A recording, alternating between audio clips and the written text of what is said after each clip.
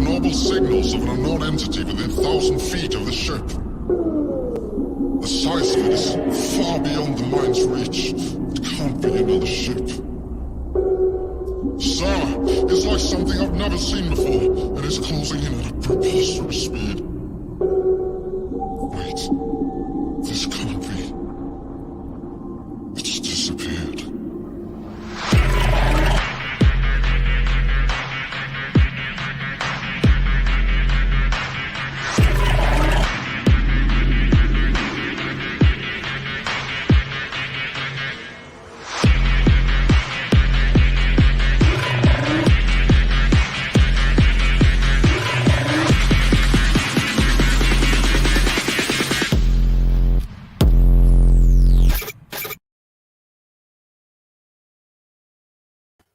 What's up, everyone? How are you doing tonight? Whew, it has been a fun freaking time trying to get everything up and running. If everything that went wrong to get here happened. So welcome. We got a different setup than usual than last month.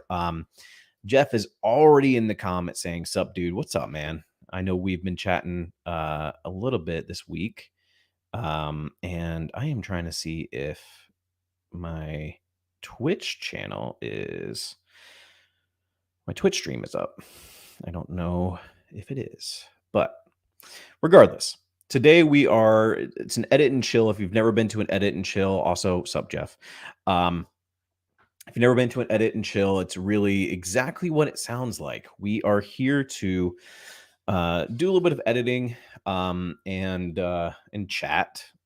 It is very much a chill time. I decided to do, and I might do just edit and chill on a monthly basis. But I decided to specifically do an edit and chill this month because I've been working on some looks for the Sigma FP as well as the S1H. S1H is giving me problems. Although I do like this look.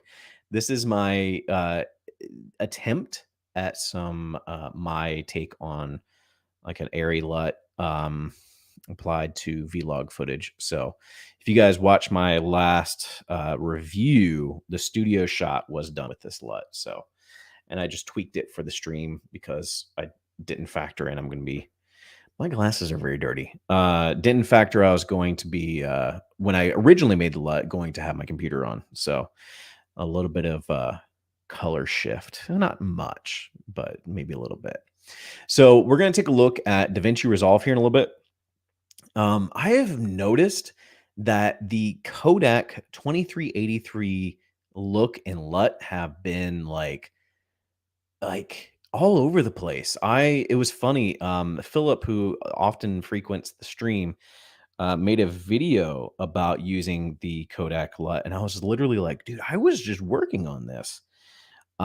Because I think somebody else put out, I can't remember who it was. Somebody else put out a Kodak film stock LUT, and or like was just talking about it because there is a Kodak film stock LUT. And it's not getting any better, but whatever. In Davinci Resolve, and it's free. You don't have to pay for anything. It comes with your Davinci Resolve. And so they were just talking about it, and I was like, ooh, I'm looking for a way to make the S1H a little bit more filmic, that more like organic vibe. It's one thing moving away from pocket cinema cameras is, you have built-in like, kind of that lifted shadows look and kind of just organic look. You don't get it the same way that you would get the OG. Like I have the OG pocket camera back here. You don't get it the same way, but yeah, it's something. I did not clean my studio this week. Like I have, this is if you guys ever watch my hopefully you watch my reviews, but usually one of my shots, it has flares because I'm using the Leica 24 for a lot of those shots. This is my flashlight for that, and it's just sitting here. I'll put that up in a minute. Jeff says, have you tried Dehancer? I have not. I try as hard as possible to not pay for LUTs. Now, if it's a LUT that I absolutely want to back and I have no problem in paying for it, but if I can try to get a look myself, not have to pay for it, I'm there. But I've heard a lot of good things about Dehancer. I just haven't tried it myself. There was a company that reached out to me that's similar to Dehancer to try to look at their stuff. And I never took the time to do it. And that's the other thing too. And it's funny because I'm starting to, I want to put out more LUTs. I want to, but I always try to find my own look and like find something that's unique to like what I'm doing. And so I fight the whole like LUT thing to begin with because it's just like I don't want my footage to look like somebody else's and whatever. So like I always try to put my stamp on what I'm doing. And that's really what I've been trying to do over the past month with Sigma FP footage as well as S1H footage of just like what's my look. Like I want my studio shots to all look consistent. I want my B-roll to have a certain feel to it. I want, to build my look. And I tell this to my creative friends all the time of like, you got to find your look. Like I have photography friends that, will go and take pictures and, maybe do some like exposure adjustments and things like that, but they don't go after a specific look. And I'm like, look, if you want these bigger paying clients, you've really got to find what sets you apart and what is your look. And so I constantly am trying to find that. And I think there is, something to be said about like covering the basics first, like getting to a point where like you can get your, image correct and then going after look, like absolutely like learn that first. But yeah, that's my long answer for no, I haven't tried the answer. Ricardo says, great, man. Oh, thank you. And happy to see you here. So with that being said, a couple of housekeeping updates. So if you guys have been, not in some of the other streams, I'm not streaming as frequently now. Philip, I just named you, dude. I'll mention here in a minute. So if you haven't paid attention to the stream or haven't been on the streams, I'm not streaming as much. I don't want to get burnout. And I'm also trying to like hobby side project a Twitch channel with my nephew that we're doing like streaming video games. And so there's just a lot going on. And so for this channel, I want to commit to monthly streams. And so a lot of times it may be an edit and chill and just kind of have conversation. It may be channel updates like last month, but the first Wednesday of the month, I want to make sure that, this is a protected time, 8 to maybe 9:30, whatever time we go, that's the stream time. So that being said, if I say like this month, the last month, like that's why I'm only really streaming monthly. So that being said, Philip, you mentioned, you just said hello, Philip. I literally just named you because we were talking about the Kodak 2383 LUT, and how like literally you put out your video this past week. And honestly, if you guys haven't checked out Philip's channel, great resource for filmmaking, and you should definitely check it out. But I momentarily forgot about the stream. I was watching Point Break. I mean, go watch Point Break. So much better. So yeah, go check out Philip's channel. He was actually just talking about this. I think he was more focused on like Sony and the FX3, but you really can do this a lot. There is a little bit different variation that I take than what Philip took in that tutorial. And Philip, you may, have tweaked it and what have you. The approach that I've taken is a little slightly different. But we're all chasing, like, I was just saying, like, I don't know who put out like a couple weeks ago the Kodak 2383 film stock LUT like video, but like now we're all just like, I forgot about this, or like I didn't know about this, like I didn't know about it, and I'm like, oh, I literally just used it on like a small project this past week, and I was just like, yes, I used it. I'm testing out a 150 to 600 millimeter Sigma lens. And I was just filming birds and squirrels at the park. And I used the LUT and I was like, this makes this look so much more like filmic. I'm into it. So I think I've got it dialed in for the FP. I don't think I have it dialed in for the S1H yet. I wanted to use it for this stream, was not working. I just could not get it where I wanted to. Frankie says, with color grading, how do I get the dark cinematic look having one grain without having one grain and two super contrast looking? When you say dark cinematic, give me a reference. Like if you have a film that you have in mind, like what are you referencing there when you're thinking about that?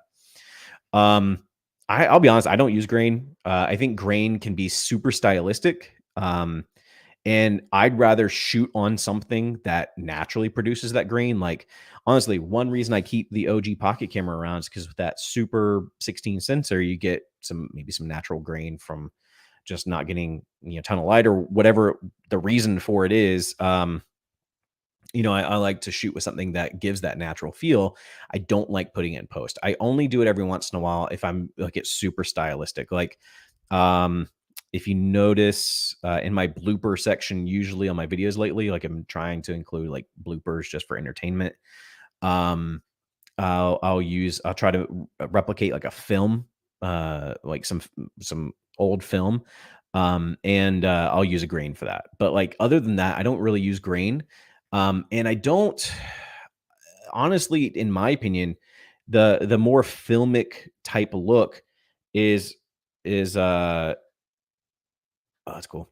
Um, is not crushing or not any being super contrast. Like I think if you look at it like Dark Knight, if you're looking at like dark cinematic that way, like one of my favorite films, The Dark Knight, yeah, you're gonna probably have a lot of contrast, and I don't think you're gonna be able to avoid that. But I think that comes with the nature of like I know a lot of cinematographers. I don't know them personally, but there are a lot of cinematographers that shoot kind of purposely working with the shadows more, and I think that is what's going to make your footage look a little bit more dark cinematic. I think that's what the phrasing was there, because you don't like you have to be conscious about using the shadows to accomplish what you're trying to do. Like, don't be scared to underexpose certain shots or don't like don't just think about like how you're going to light in the sense of like bringing in light, but how are you going to subtract light and work with those shadows? I think that's a big thing there. And then obviously, if you don't want it super contrasty, like that's just stylistic. Like I was watching an Aziz Ansari special last night, and I don't know what they shot it on. I'm going to guess Ari's because it looked very Ari-esque. And like shadows were raised, like very much like that old school, like film style. And so it really just comes down to style there. But I would say shoot the way you want it to look and then just help post kind of just make that better. Just the long answer to that. Okay, so we've got stream once a month. The other thing I want to mention is there is a film contest going on, and the grand prize is a $100 gift card to Amazon. I've had a couple of entries in the Anson & Co. short film challenge, and I'm like on the fence. I want to wrap it up, but I also I know a ton of people were wanting to take part in it, but maybe they ran out of time, whatever it may be. I'm like on the fence. I will decide by the end of the week what I want to do with it. Do we want to extend it for another month, another couple weeks? I don't really know. So hold tight. Like it's not over yet. I'm not cutting off the date. I've had, like I said, I've had a couple entries, but I think we can have more if we let it extend. So needless to say, we're going to extend it. Now, for how long? I don't know. I will try to put out something either on the community page this week or in my video on Tuesday of just like, hey, this is the deal, the contest. I'll be honest, I haven't really promoted it that much, just because like life has been crazy.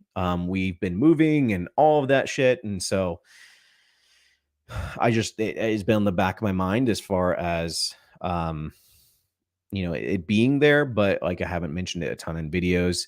And so I may extend it just from the fact that I haven't really talked about it all that much. So it will be extended. Like I said, stay tuned for how long. So that's the housekeeping. If you are last piece of housekeeping, if you did not see my Sigma FP rig tour video, that's what I put out yesterday. Go watch that after the stream. I dug it. It was I liked it. There were some B-roll. I was like, I'm not excited about this B-roll, but it's there. If you're interested in how I rig my FP, and honestly how I rig all my cameras right now, because it's pretty much interchangeable. So enough talking, enough chatting. I think we've given YouTube enough time to figure out that there's a stream going on.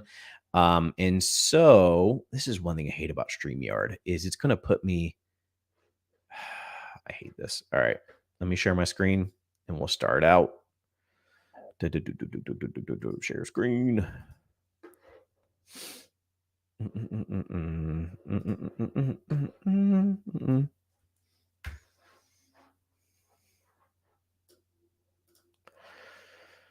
Okay, let's see here. Cool. All right, you guys should be able to see the stream. Let me make sure. Let me pull up my feed just to make sure it's not looking all crappily here. And turn that down all the way. All right. Oh, it would help if I actually added my screen to the stream. There we go. Let me do this. I don't like the way that looks, but we'll roll with it. So I loaded up a couple clips in Davinci Resolve, and this is my node tree here. And I'll kind of explain everything that's going on. But this is the way, I have S1H like clips. Again, I'm not like going off of these being like gospel truth on like, this is how I used to do S1H clips. I wanted to put some S1H clips in here because I liked these shots in that video from yesterday. These are both shots from yesterday's video. But this is super harsh lighting. I would have loved if I got a shot with the S1H that was a little bit more on an overcast day, giving that like vibe, right? That more like just vibe. And so that's what we're working with. But I want to break down what it looks like here. So this is my node tree. Now, something that I'm doing is I will start with the color space transform. So you can see I've labeled all these nodes. And I think this one I actually accidentally put the Sigma FP in Vlog colors, the gamma there. But anyways, if you never use a color space transform effect in Davinci Resolve, you can go to the effects, you can search for it, and it's built in, so you're not going to need to do any kind of plugins or anything like that. So you put in the color space transform here. Now this is where I messed up on this, because if I hit the right button there we go. I think what I did is I grabbed a still from this shot and just applied it to this shot. But with the Sigma FP, if you either convert it to Blackmagic first, or if you even just go from the normal Rec 709, basically that you would just change the input. So like instead of it being a Panasonic input, you would go in and do like a Blackmagic input. I generally go like film Gen 1 for the color space, and then for the gamma do the film Gen 5. I found that works.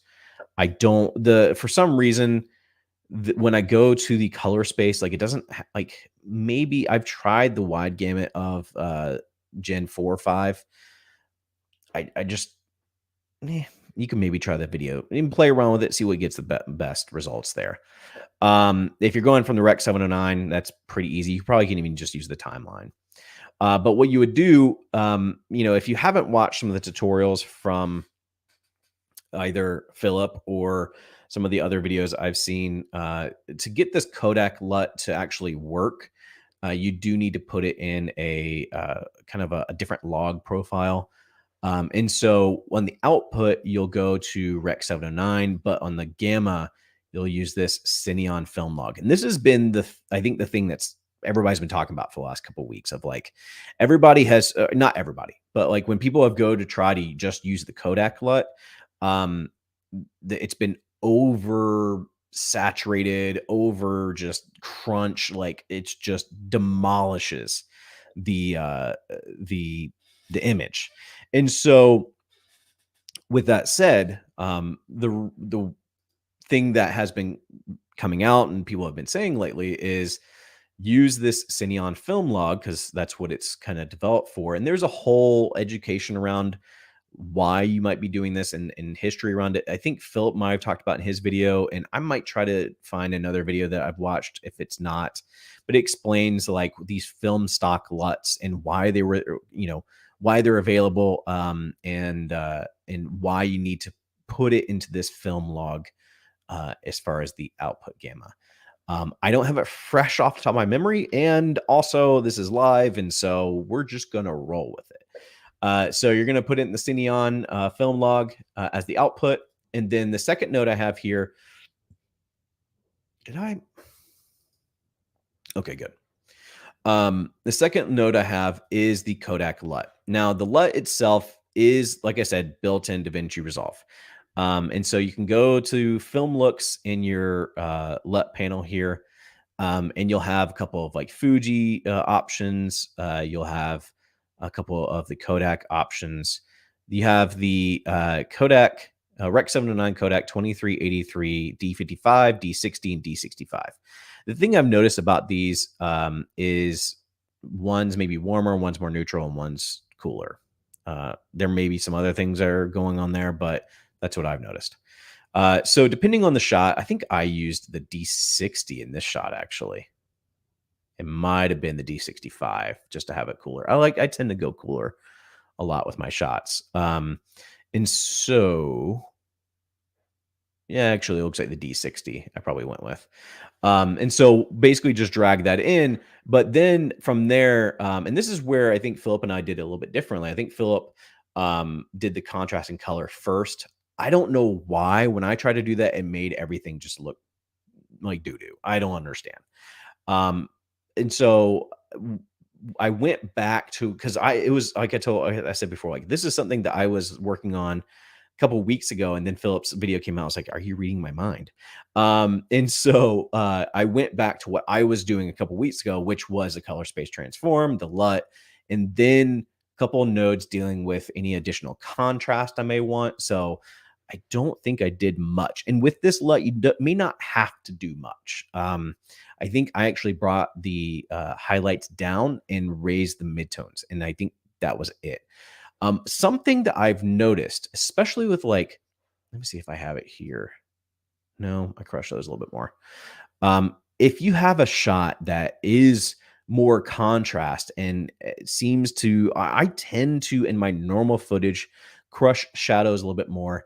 To get that more like softer kind of, again, filmic look, I've kind of stepped away from that and actually raising the shadows a little bit.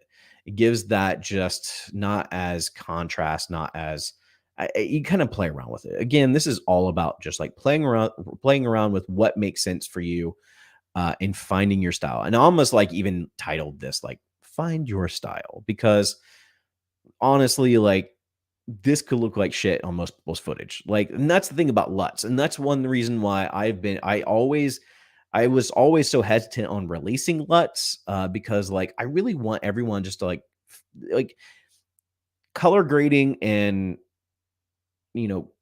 using somebody else's LUTs for your footage doesn't always work. Like, there's so many things that go into the image that you create. It's not just slapping on a LUT and going from there. Like, you have to know, like what I generally do. And the reason why I create LUTs is because it's easy to replicate. And honestly, a lot of times with like broadcast or TV series, whatever it may be, to help turnaround time, that's one reason they will use LUTs, is they will create their own LUT, their own kind of look, and then just use that LUT and make minor adjustments so that they can help with turnaround.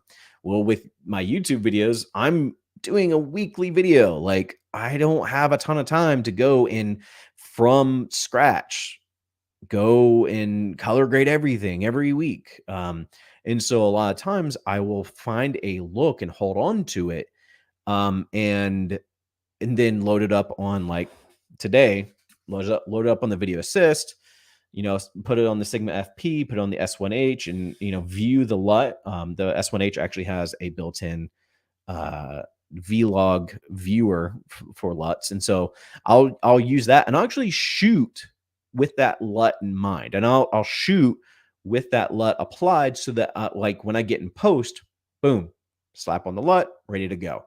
Now, every once in a while, I'll slap on the LUT, and I'm like, oh, that's just sad, or like I just don't like it. And so I'll try something else, especially if I've shot on the FP, which is in RAW, and I have the ability to just move things around a little bit more. I'm not like tied to this one look. Like, I can work with that. But again, for quicker turnaround, that's the thing, is like, just, use a LUT. And a lot of times, even I may not even make a LUT.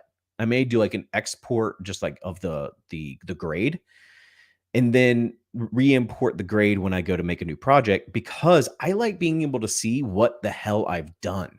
Like, when you apply a LUT, it looks like this one node here where you have the like grid icon, and that's it.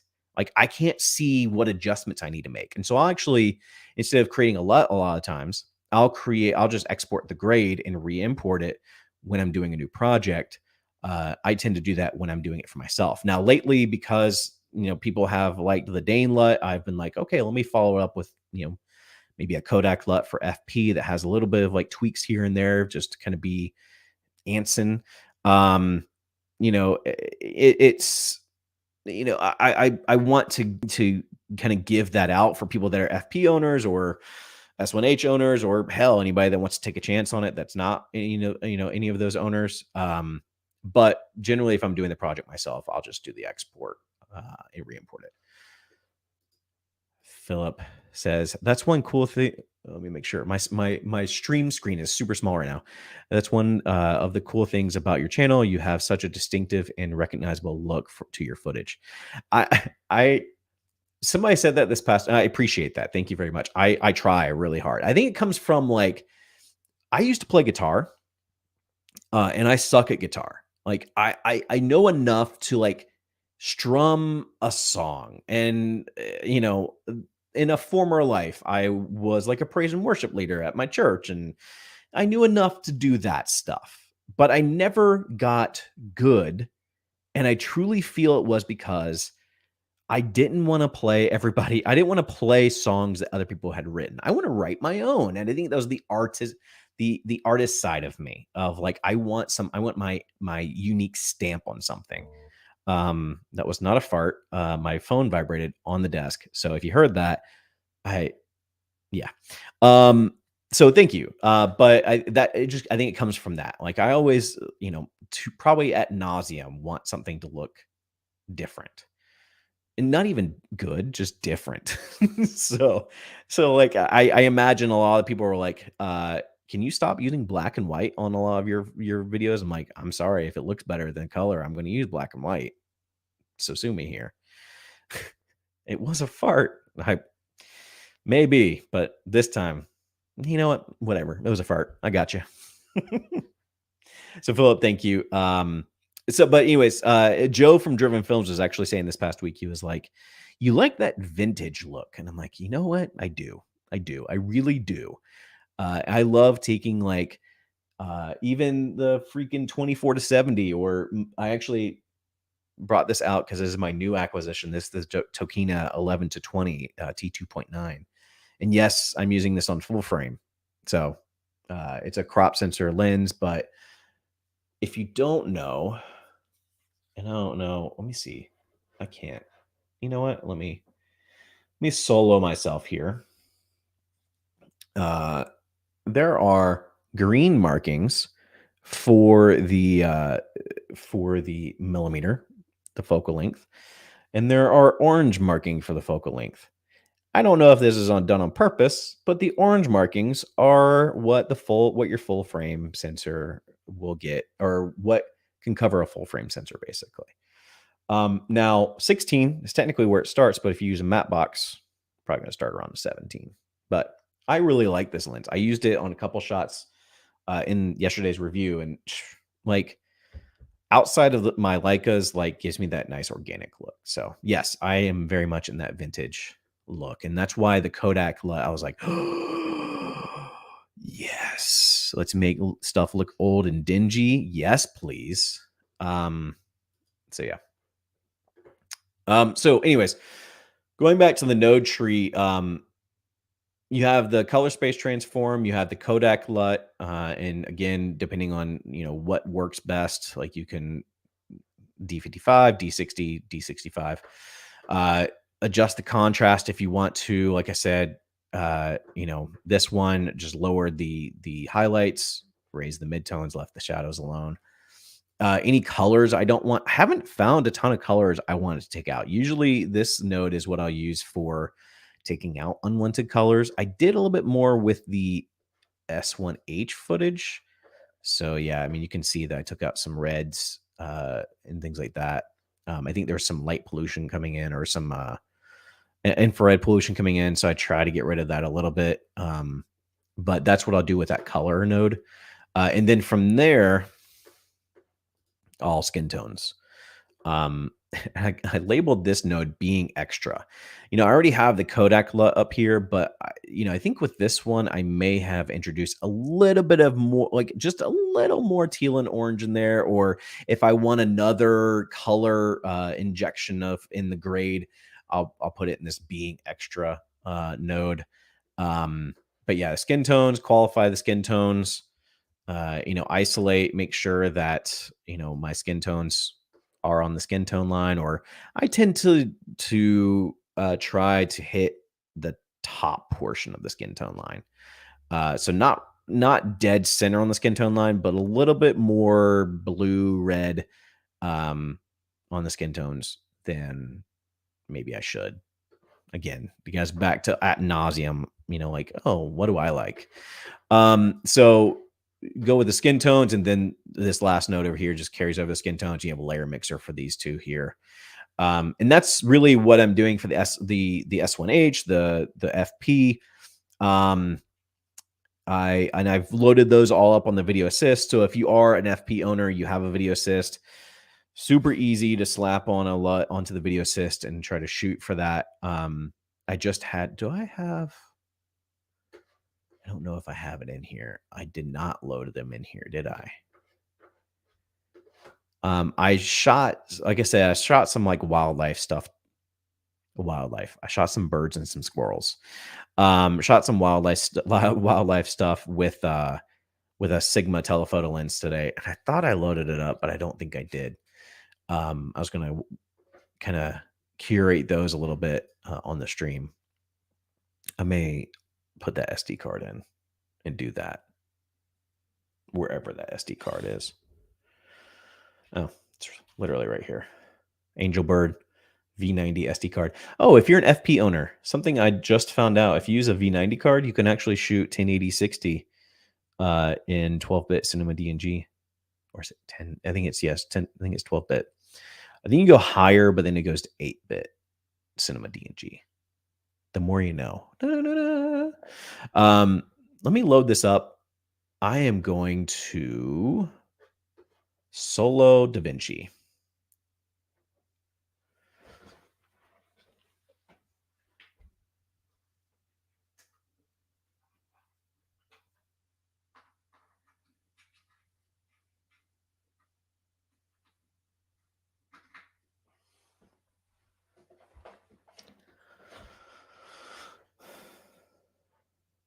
All right, we back. Let me make sure I'm in focus. I have a matte box on the S1H right now, so I can't even see the screen. I may be in focus. We'll see. So I'm going to actually do a little bit of work here. There we go. we're going to put some clips in. I'll let you guys see what I'm working with on this review. I literally first day going out, that's going to bed. The first day going out with this lens, I have feelings. I have feelings about this lens. I like it. I dig it, but it's a little bit hard to work with. 150 to 600 millimeters. Geez, like and I did it. I'm a dumbass. I was like, you know what? I'm gonna shoulder rig at a 150 to 600. It's doable. It's not recommended. Again, doable, not recommended. And so I'm going to go out again, and I'm definitely bringing either a monopod or a tripod because that was a pain. Luckily, I found a couple of like retaining walls and just like propped my side handles on the retaining walls. Let me see what we got here. Oh yeah, little bird. Where's the money shot? There is a shot. I'm gonna move this. Bring in the beer. Also, cheers. Oh, beer's getting warm. That is not okay. All right, so we've got a squirrel, and I won't lie, I love squirrels. I think they're fascinating creatures. I don't know why I think that, but I do. I think they're cool rodents. I think they're in the rodent family. Okay, so oh yeah, such a good. I love this shot. It's I'm debating on whether I made the wrong decision using a Black Pro Mist on this shoot. I use a Black Pro Mist all the time. Like or either that or a Tokina pearlescent. That was another thing that I told Joe from Driven Films. I was like, he was like, all your stuff looks so dreamy. I was like, because I use too much diffusion most of the time. And so Philip, my dog loves squirrels too. I mean, fair. I think my dog could care less about squirrels. But dude, ever since I've been into like videography or photography, I like squirrels. I'm like, this just makes sense to take pictures of squirrels. Okay, so I'm not gonna do this. I'm not gonna get this. Let me actually show you what I normally do. So like I said, I'll export the grade. So like if you are grading, you grab a still. There's probably a couple different ways to do this, but you can grab a still. Let me actually show this.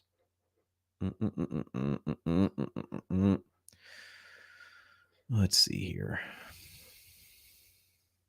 FP LUT. Did I do that? No. Okay, I've got to do this. I did an RA LUT and did not do. All right, we'll use this, and I'll just change it. And it's not bad. But for this, I'm actually going to, instead of doing, I could either do the Rec 709, but I'm going to go ahead and do Black Magic film. I like it better than Vlog. And I think it gives you a little bit more, especially if you use Gen 5. I think it gives you a little bit more dynamic range. And also, I actually really like that. That worked out perfectly. Let's see if we can meet. That's good. Maybe too orange or too warm. But yeah, if you Gen 5, you have a little bit more room in your exposure fixing there. Okay, so I basically grabbed the still from the gallery here, which if you're maybe new to DaVinci, if you want to basically take a clip and grab the grade from that clip and use it on other, again, not a phone buzzing. I should just move my phone. But anyways, What you can do is you can right click on the preview here, say grab still, it will grab a still. And then what I do is I'll just right click on that still and just do it export. That will, instead of creating a cube file, it'll create a DPX file. And then what I'll do is I will, when I'm working on a project, go and actually import that instead of a LUT, because then I have all this granular control. So let me actually, we'll stay cloudy. It might be a little bit too blue, but we'll work with it. So let me export that. And I'm going to name this. Let me find the right location though. Test FP.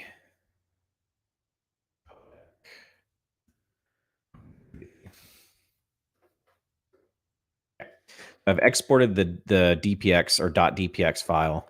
And so let me get rid of the still. And then what I'll do is I'll actually import now. So if I'm working on a project, I'll go over and go to the folder that I had it. And there we have the .dpx file. And you can see that I will put that in and I can go from there. Again, you can go either way. I prefer this way because I can go make these fine-tune adjustments with my node tree here rather than just slapping on a LUT and not really having that same control. So with that said, so I will change this a little bit. So this is what I was talking about earlier. If you're using Blackmagic log, again, I think it's because I copied, this second clip here. I copied that one and applied it to this shot. It's switched over in the raw tab to a vlog color space. I normally work with Blackmagic color space or the Blackmagic film gamma. And so all I would do is just change the input over to, I honestly haven't found a great solution. Gen 1, I'll try Gen 1 first, and then film Gen 5. Let me see what happens if I actually do. That's probably same. So you can either, I would probably do the Y gamut Gen 4 and 5, and then just do the gamma Gen 5 film or film Gen 5. So you could change it that way. Sometimes, depending on the project, is usually Rec 709. So if you're working with the FP in the Rec 709 color space, you could probably just even use timeline, and it might work. But for this, we're just going to go. We're going to go the way that I've been going for the past couple weeks. I haven't worked all the kinks out on this. This is why I wanted to stream this, really just talk about what I'm doing. Like, that's what I really want these monthly streams to be, is like, hey, this is what I'm doing this month. It might be cool. It might be fun. Let's talk. Let's talk while we go through everything. I don't really mess a ton with these settings. I'll usually leave those alone. And then again, here's the Kodak LUT. Now, this is where you can kind of see like, okay, which one is better. So like I said, the D55 seems a little bit warmer. D60 is kind of neutral. D65 is a little cooler. I don't know. I can't tell. I kind of like the warm. So we'll go warm. And then if I need to make any adjustments, I'll go to my parades. This is also something I've been doing. Let me know if you guys are getting annoyed by the 2-to-1 aspect ratio on my videos lately. If you flip it horizontal on your phone, it should cover more real estate because it's a 2-to-1 ratio rather than just 16:9. And so to do that, here, I'll give it another little. I've got a sticky with the aspect ratios that I need to use. So if I'm working on the project, instead of 1920 by 1080, I would do 1920 by 960. And then what I'll do to each clip is go to my retime and scaling, scale it to fill. And that will give me that kind of widescreen look. Swear to God. Not a fart. That's going to be the name of the stream, not a fart. Okay, so we got that. I like that look. It gives me that like that good vibe, good feel. If I wanted a little bit more contrast, I could do that. Um, I have room in the shadows. I could bring that down and then play around with the midtones. I like darker stuff, and I know it annoys a ton of people, but I might bring the midtones down, might bring them up, depending on it will probably all depend on Monday evening on how much I'm done with the project. And I'm like, I don't care anymore. Commitment. And then colors, I'll probably play around with this. I might take some of these colors out, like it. I might play around with the white balance. Um, but honestly, like there's no really skin tones, and for this, I might even take like this the like mute the skin tone node, and then I might even mute the. Let's see what happens if. So you can see here my being extra.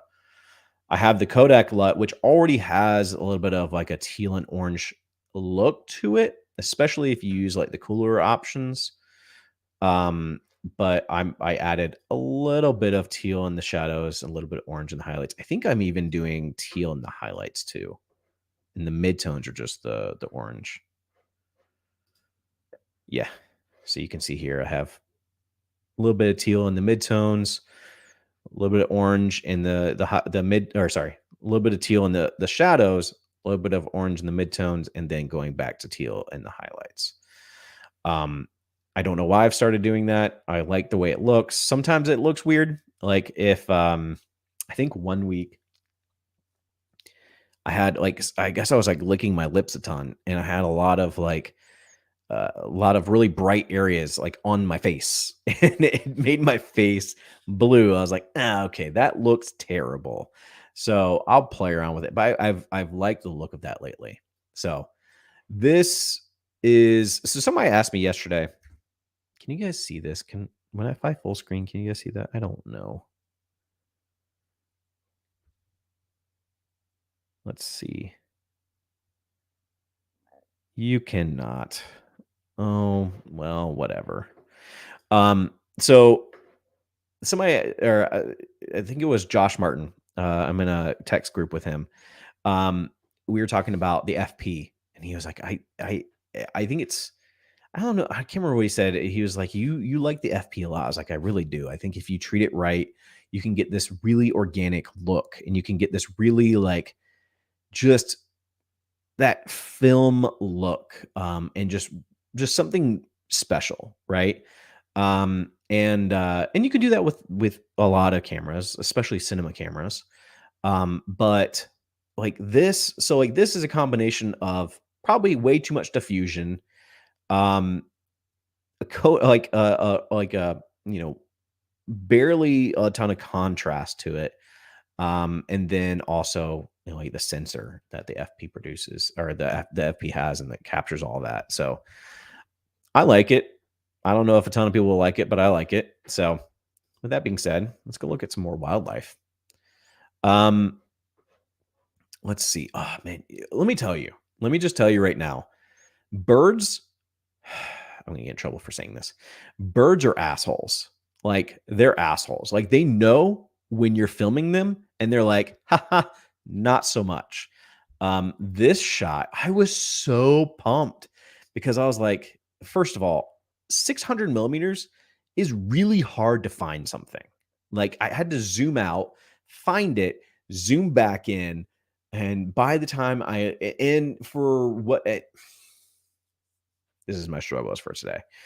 Uh, with this lens, there are options with autofocus to go like certain ranges. And for some reason, I forgot to switch it to, I guess, like one of the more limiting ranges, and I did the full range of the focusing. And so it just the FP didn't want to do it. It just did not want to focus with autofocus. So everything I did was manual focus.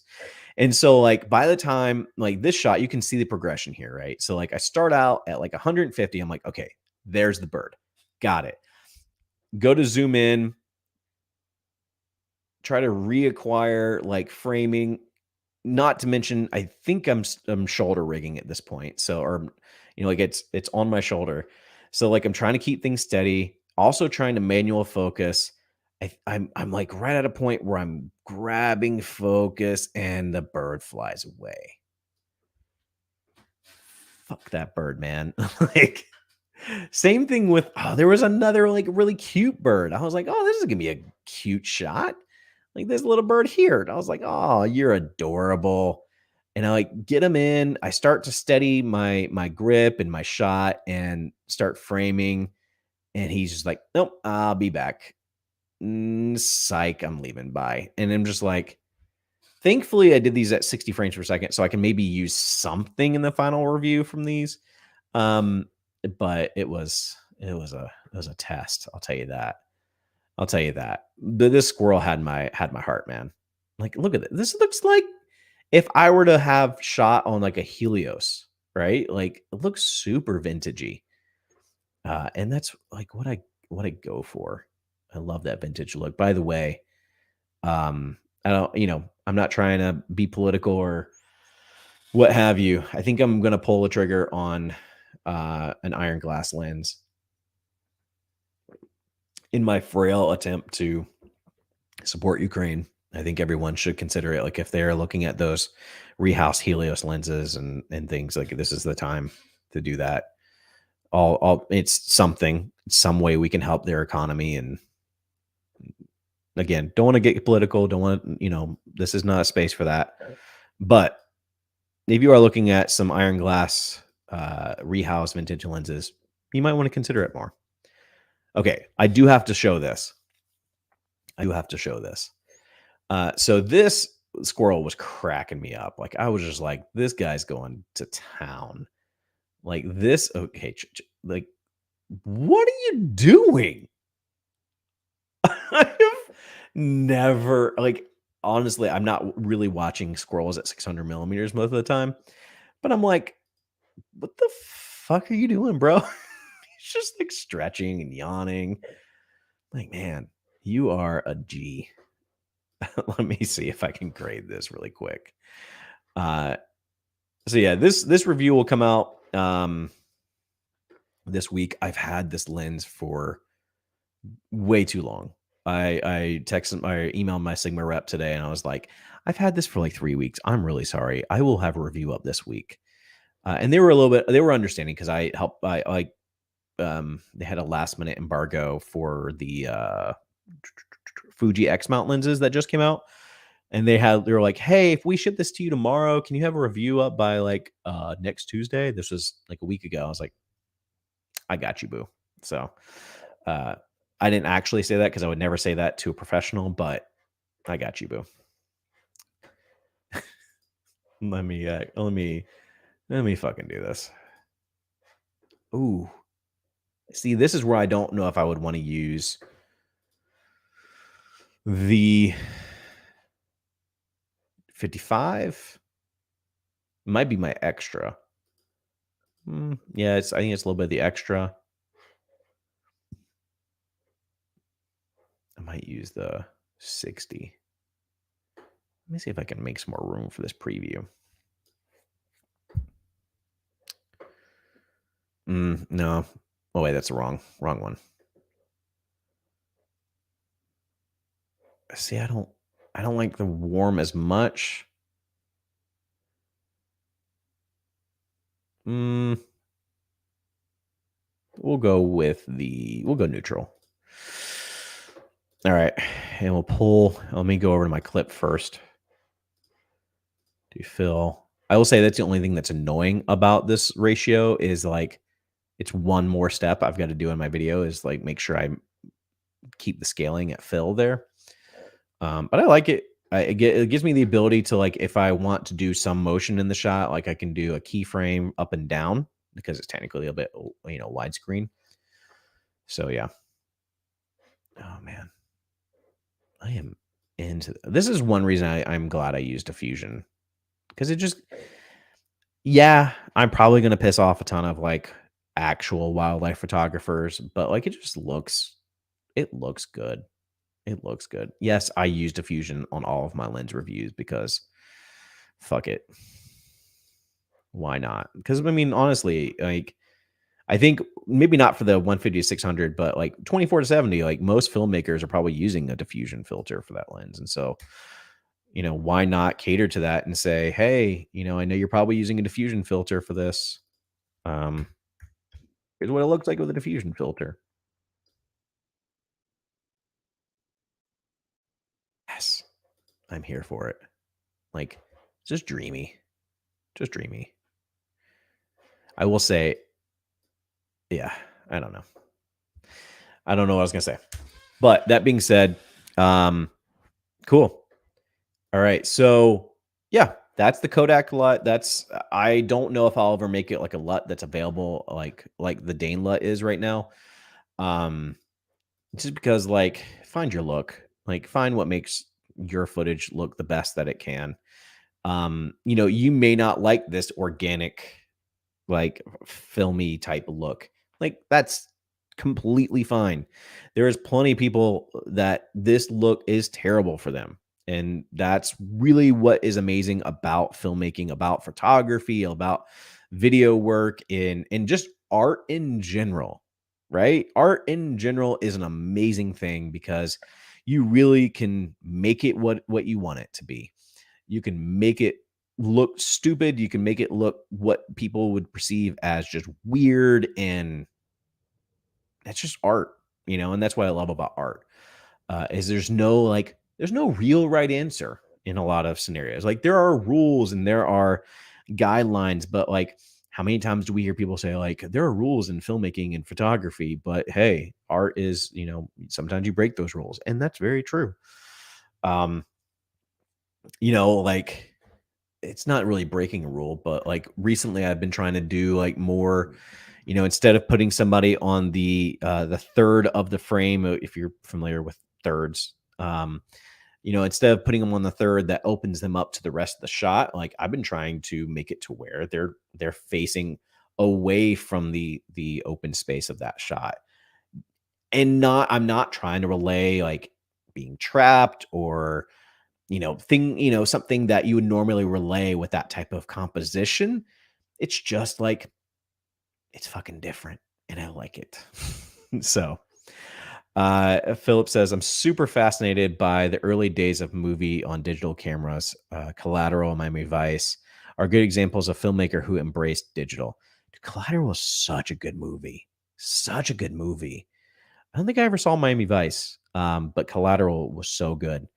Man, that is something that it's funny. Like, what was I watching the other day? Was the Will Smith movie that was shot in like, I think it was shot in like a higher frame rate and not slowed down, but it was just because the action was so fast paced and like it was like those are things that like if you know why you're doing these things, if you know what intent you have behind breaking those rules, like that's the beauty of it is like be different. Like that's one reason I hate LUTs is because like it's just being somebody else, why like I'm okay launching a black and white LUT because black and white is only black and white so many times, but I may not release a Kodak LUT because my Kodak LUT may look different than Philip's Kodak LUT and different than other people's Kodak LUT. And that's where you got to figure it out. Find your style. That's I'm going to retitle this Gemini Man. That's what it is. But find your style, find your look. Like that's the beauty and danger about YouTube is like we get in so much of like this hive mind mentality where you see, a creator put on, a look onto like their footage or they shoot with a certain camera, they shoot with a certain lens and you're like, "Oh, that's cool. I like that. Let me go do that." But you're not going to have the same look. You're not going to have the same vibe because it's you, right? And like if you're really putting your personality into it, it's not going to be the same as Peter McKinnon, Matty Huboya, even smaller creators. Like that's one reason I kind of push back on the Leicas is because like they're usually, and I said this before with like vintage lenses, I'm always behind the trend on like what vintage lenses people are shooting with. And so like I pick up the Leicas, I'm like, man, everybody's shooting with these now. And like, it's just like, it's the hipster in me, or you're just like, I don't want to do what everybody else is doing. I thought about this past week, like, let me just sell my Leicas and go grab the rehoused iron glass Soviet lenses, because those, it's kind of shifted. Like people have started to look at like, I think the Helios opened up I'm getting down a rabbit hole, but the Helios opened up a conversation around vintage lenses, right? So like everybody realized how cinematic the Helios lens was and started using that a ton, and that opened the conversation again to, oh, let's adapt more vintage lenses. And I think in that, people have moved away from the Soviet lenses that are really good, like the Jupiter 9. Like I don't hear a ton of people talking about Jupiter 9. Like I love that. That's one of my favorite 85 millimeter lenses. The Mir 1B, all these rehoused Soviet lenses that the Iron Glass is doing. Like I really do love that. I want to shoot more with the Mir 1B because I really do like flaring, and that thing flares so easily and so well. Again, rabbit hole, but find your style. Like find what works for you. Don't just like watch even my fucking stream and be like, oh, that's exactly what I should do. I should do that exact tree node tree. I'm only doing that so you know what I'm doing and why I'm doing it, so that you can take it and apply in what you're doing. Make it your own. Do your thing. Make squirrels look like they're in a soap opera, because that's what that looks like for me. It's like he's sad and like just contemplating life, and there should be some sad piano music behind him. This is what I do. I go for the soap opera look in every one of my videos. All right, y'all. It is 9:04. StreamYard says we've been going for an hour and 8 minutes. That's roughly about the time. Yeah, roughly about the time I started, because we started late. So I hope you guys got something out of this this stream, as far as like, let me solo myself here. I hope you guys got something out of the stream as far as what my process looks like for grading. This is somewhat of a new process. I've just started doing more of the color space transformation, and I'm doing it more in a node lately, because I used to do it in the raw tab. But I didn't mention that. The reason I do it in the node tree for me personally is so that I can, when I go to put it on the video assist, it relays that same information to the FP. So I want to, in the node tree, flip it over to the right log profile. That way it does that when I'm shooting. It's more like if I want to create as a viewing LUT. But again, like, see the node tree, see what I'm doing, maybe why I'm doing it, and then take that for what you want to do. Take some things, leave out some things.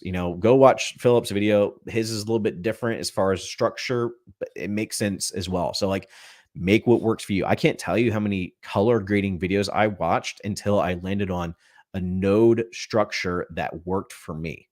And now it's kind of changed a little bit, but I've kind of kept that same node tree and that same node layout for the past couple years.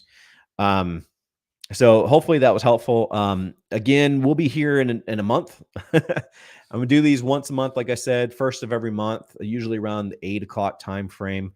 And maybe next month there will be another edit and chill. I like these. It's kind of multitasking. I work a little bit while we hang out and talk. But if there's other things that come up, we'll chat about that too. Otherwise, yeah, we'll be here again. Come join the Discord. Brian, you got a chat in at the 11th hour. God, Brian, I swear. Let me see what this chat says. I'm on a break from work. I don't know why I read it like that. I'm on my break from work. What's good word on the Dane LUT challenge? Dane LUT challenge. I'm extending it. I don't know by how much. Keep an ear out. Keep the ear to the ground. I don't know what I'm trying to say there. It will be extended. I just don't know for how long yet. So I've had a couple of entries. I think I have a winner right now. There was one submitted a couple weeks ago that I'm like, this is amazing. And I think it's probably the one to beat right now. But that being said, I'm going to give everybody an opportunity. Brian's is amazing. Brian's, do you have yours up on your YouTube channel? I don't remember. If you should, if you don't, if you do, go check out Brian's channel. Check out his Day and LUT challenge. So yeah, it will be extended. Maybe I may even do it like another month, but I don't want to give too much of an open time frame. That way people are just like waiting till the last minute for next month. So, but yeah, I'll probably communicate it on the community tab. So make sure you go to my community tab, and I may have to go check that out. But pay attention to the community tab because I'll probably put it there. I haven't really been posting it in videos just because like videos have been chaotic lately. And so I just keep on forgetting. So I've been relying on the community tab to relay challenge information. Cool. All right. I'm going to go watch some wrestling and spend some time with my wife and go have some fun. So you guys see here again, same time next month, unless somebody is sick or need to reschedule or shit like that. So that being said, as always, thank you for joining. Go and find your journey. Go embrace life. Stay safe. Be happy. Support each other. Wash those hands. I'll see you here next time. Peace. Also, if you're on Twitch, welcome. This is new for me. Oh, also, PS. If you're into gaming, come join Penny and Dime. What is happening? On Twitch, we game. We usually stream every Tuesday. I was supposed to leave like 2 minutes ago. Anyways, we stream every Tuesday, maybe Fridays. I'm currently going through. What game am I going through? Cyberpunk. I'm going through Cyberpunk right now. Sometimes I can stream it. Sometimes I can't because it's kind of inappropriate at times. But Cyberpunk. So if you're into gaming, you want to watch Cyberpunk, come subscribe to Penny and Dime on Twitch or follow Penny and Dime on Twitch. Okay, I'm out. Bye.